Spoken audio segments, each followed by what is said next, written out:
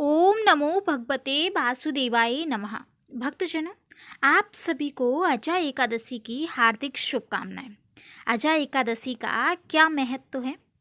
भाद्रपद मास के कृष्ण पक्ष की एकादशी को हम अजा एकादशी कहते हैं।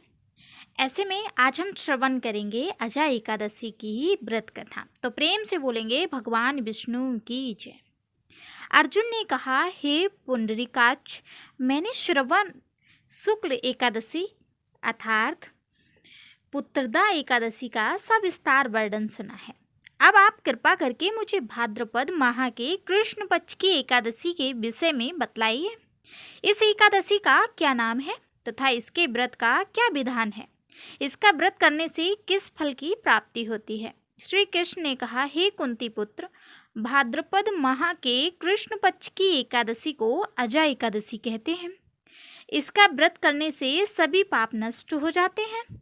इस लोक और परलोक में मदद करने वाली इस एकादशी व्रत के समान संसार में दूसरा कोई व्रत नहीं है। अजा एकादशी की व्रत कथा हम श्रवण करेंगे।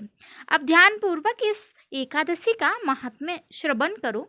पौराणिक काल में भगवान श्री राम के वंश में अयोध्या नगरी में चक्रवर्ती राजा हरिश्चंद्र नाम के एक राजा हुए थे। राजा अपनी सत्यनिष्ठा और ईमानदारी के लिए प्रसिद्ध थे।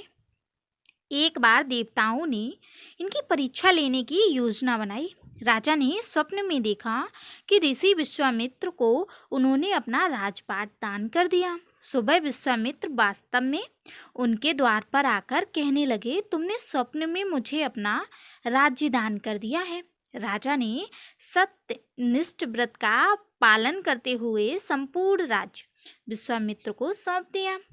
दान के लिए दक्षिणा चुकाने हेतु राजा हरिश्चंद्र को पूर्व जन्म के कर्म फल के कारण पत्नी, बेटा एवं खुद को बेचना पड़ा। हरिश्चंद्र को एक डोम ने खरीद लिया जो शमशान भूमि में लोगों के दाह संस्कार का काम करवाता था। स्वयं वह एक चांडाल का दास बन गया।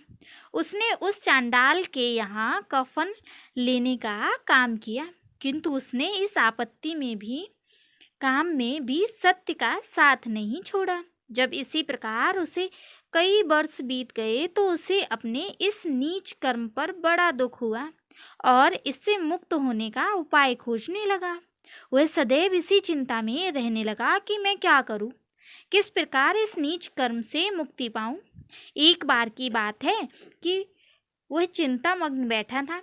गौतम ऋषि उसके पास पहुंचे। हरिश्चंद्र ने उन्हें प्रणाम किया और अपनी दुख भरी कथा सुनाने लगा।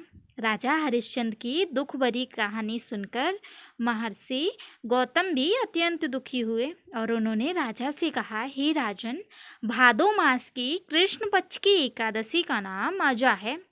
तुम उस एकादशी का विधान पूर्वक व्रत करो तथा रात्रि को जागरण करो, इससे तुम्हारे सभी पाप नष्ट हो जाएंगे। महर्षि गौतम इतना कहकर आलोप हो गए। अजा नाम की एकादशी आने पर राजा हरिश्चंद्र ने महर्षि के कहने अनुसार विधि विधान उपवास तथा रात्रि जागरण किया।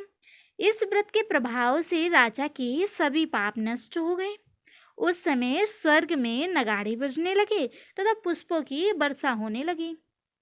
उन्होंने अपने समान ब्रह्मा, विष्णु, महेश, देवेंद्र आदि देवताओं को अपने सामने खड़ा पाया। उन्होंने अपने मृतक पुत्र को जीवित तथा अपनी पत्नी को राजसी वस्त्र तथा आभूषणों से परिपूर्ण देखा। व्रत के प्रभाव से राजा को पुनः अपने राज्य की प्राप्ति हुई। वास्तव में एक ऋषि ने राजा की परीक्षा लेने के लिए यह सब कौतुक किया था, परंतु अजा एकादशी के व्रत के प्रभाव से ऋषि द्वारा रची गई सारी माया समाप्त हो गई और अंत समय में हरिश्चंद्र अपने परिवार सहित स्वर्गलोक को गया। हे राजन, यह सब अजा एकादशी के व्रत का प्रभाव था।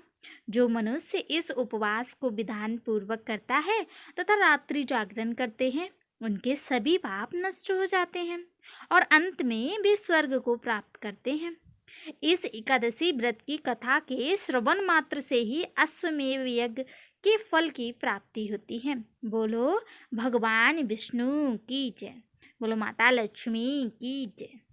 भक्तजनों, इस प्रकार जो भी भक्त आजा एकादशी का व्रत रखता है उसके सभी पाप नष्ट होकर श्री हरि की कृपा पाकर वो बैकुंठ धाम को प्राप्ति करता है। इस प्रकार भगवान विष्णु और माता लक्ष्मी की कृपा सदैव उसके और उसके परिवार पर बनी रहती है। तो प्रेम से बोलेंगे भगवान विष्णु की जय, सृष्टि के पालनहार की जय।